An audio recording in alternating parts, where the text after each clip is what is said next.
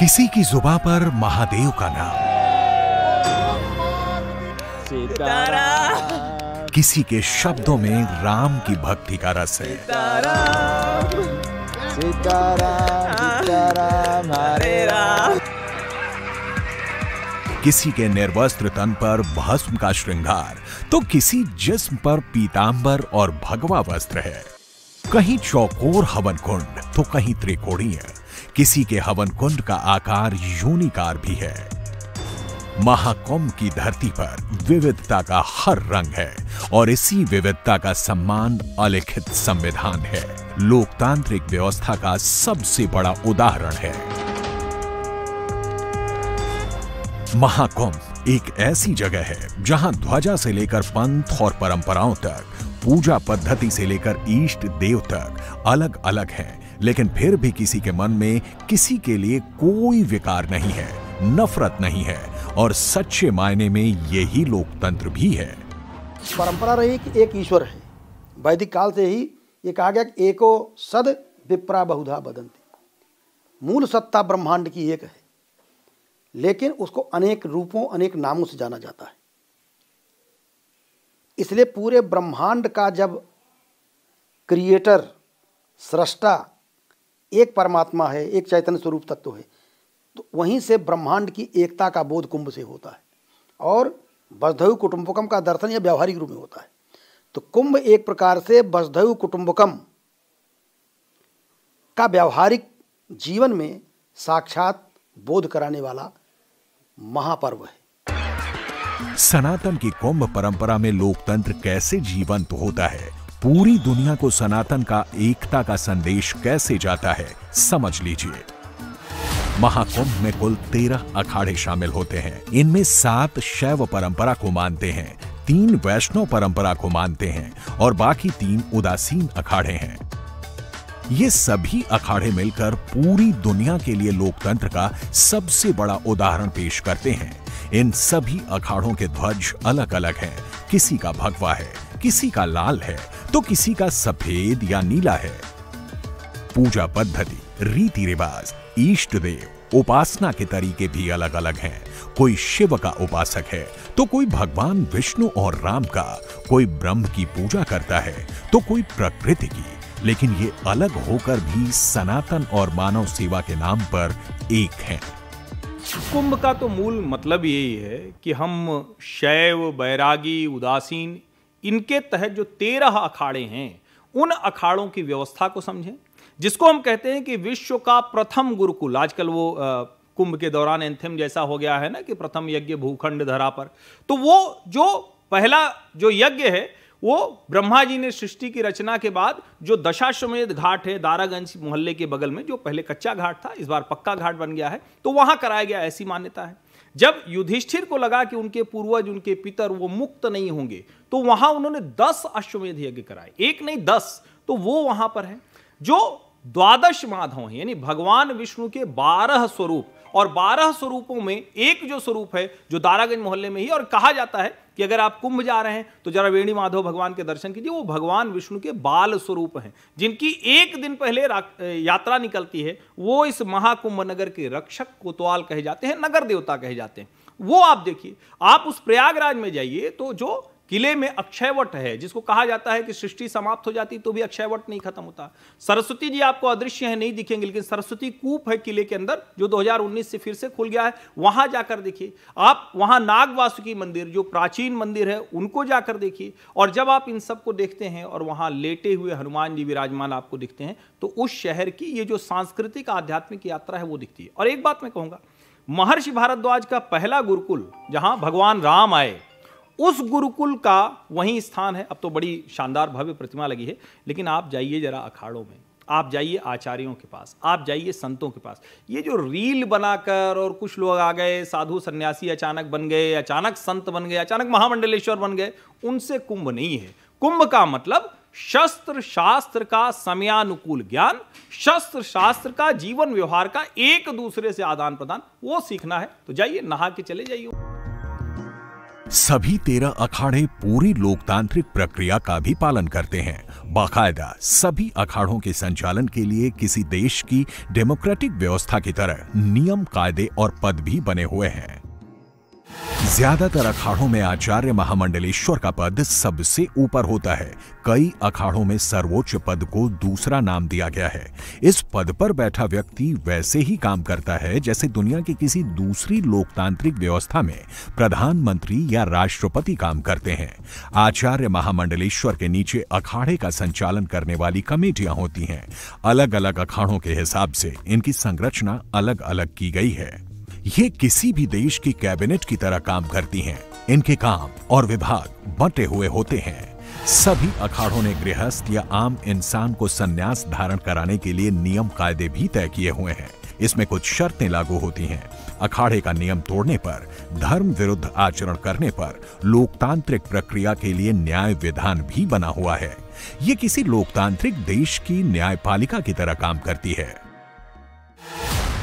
जो हमारे यहाँ थोक ने लिखकर दे दिया जमात को, जमात ने लिखकर दे दिया पट्टी को, पट्टी ने लिख के दे दिया अखाड़े को, अखाड़े ने लिखकर दे दिया आयोग को, वह कागज किसी भी कोर्ट में मान्य है, वो कोर्ट नहीं काट सकता है। जिसका प्रत्यक्ष उदाहरण है हनुमानगढ़ी पर जब किसी भी प्रकार से वाद विवाद होता है आपस में, तो ये प्रक्रिया हम लोग अपनाते हैं और कोर्ट इस चीज को स्वीकार करता है और कोर्ट मानता है। खास बात यह है कि इन अखाड़ों के बीच आस्थावान या नास्तिक जैसी कोई कल्पना नहीं होती। यहाँ कोई भक्ति मार्गी है तो कोई मुक्ति मार्गी, कोई ज्ञान के पथ पर चलता है तो कोई आध्यात्म में विज्ञान का दर्शन समझाता है। लेकिन यहाँ कोई किसी को अपनी आस्था, अपने दर्शन की ओर मोड़ने के लिए दबाव नहीं डालता। यहाँ नास्तिक का भी उतना सम्मान है जितना आस्थावान का है। मद्रास के रामेश्वरम के लोग भी यहाँ आए हैं, केरल के लोग यहाँ आए हैं, असम से आए हैं, पूरे देश से, और ये नहीं बल्कि ऑस्ट्रेलिया से लोग आए हैं, यूरोप के अनेक देशों से। देखिए आज अखबारों में पढ़िए रोज कोई न कोई यहाँ से आकर के दीक्षा ले रहा है, पश्चिम के लोग। तो हम सनातन धर्म जो है कोई मजहब नहीं है, इसलिए धर्म को रिलीजन, कोई रिलीजन नाम की चीज़ नहीं है। ये एक प्रकार से ये भी हमारे यहाँ का कि धर्म का जो अध्यक्ष है वो विष्णु होता है, भगवान होता है, नारायण होता है। तो धर्म कोई उपासना पद्धति जुड़ा नहीं, अनेकों उपासना पद्धतियाँ हैं। सनातन धर्म में ही कितने देवी देवताओं की उपासना मंत्र है। कोई भक्ति मार्गी है, कोई कर्म मार्गी है, कोई ज्ञान मार्गी है, कोई राजयोग की बात करता है, कोई शिव की पूजा करता है, कोई शैव है, शाक्त है, वैष्णव है, देवी के उपासक हैं, और कोई किसी के उपासक नहीं है। तो भी सब सनातनी है।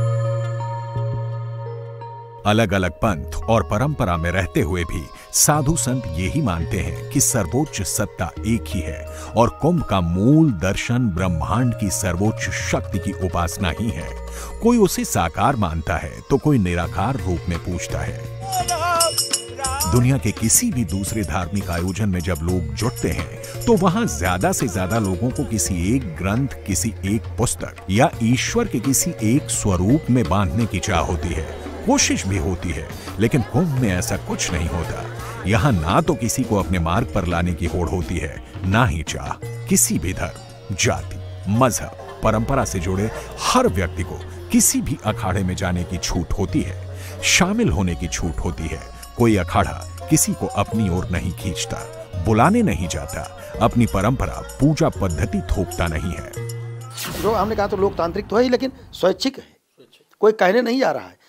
जैसे लोकतंत्र में होता है कि दो पार्टियां चुनाव लड़ रही हैं तो कोई अपना प्रचार कर रहे हैं, अपना प्रचार कर रहे हैं, तो प्रचार यहाँ सब अपना अपना करते हैं, लेकिन कोई अपने पंडाल में किसी को बुलाने नहीं जाता है। हमारे में चलिए, उनके में न जाइए, आप ऐसा नहीं करते हैं। तो राम राज्य की तरह है यहाँ।